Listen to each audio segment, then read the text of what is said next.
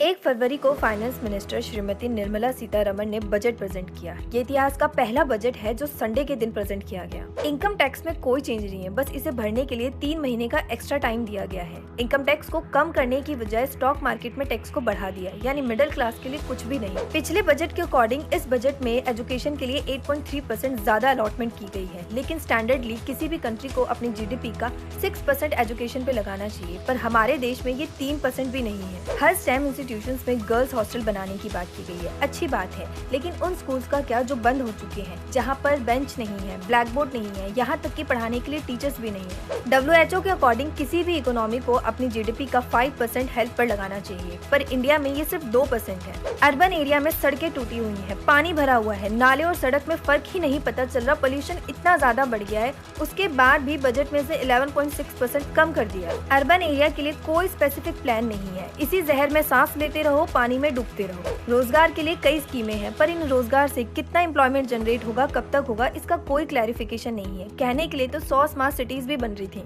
Agriculture sector में coconut, काजू, cocoa के लिए नई स्कीम्स है, जिससे इसका प्रोडक्शन बढ़ाया जा सके, पर हर किसान कोकोनट, कोकोआ नहीं उगा रहा है, यानी आपके पास ऐसी स्कीम्स नहीं है जिससे हर किसान का फायदा हो सके। इसके अलावा मैन्युफैक्चरिंग, डिफेंस और दूसरी चीजों को मिलाकर ये बजट का सिर्फ 58% है, तो 42% कहाँ खर्च हो रहा है। सरकार के पास जितना भी पैसा आता है उसका 20% वो स्टेट को बांट देती है और 22% लोन इंटरेस्ट दे देती है। लोन नहीं, लोन का इंटरेस्ट देती है। ओवरऑल बजट में किसी भी सेक्टर के लिए कुछ भी ढंग का नहीं है, सिवाय फॉरेन कंपनीज को, जिनको 20 साल तक टैक्स फ्री डेटा सेंटर बनाने का न्योता दिया गया है।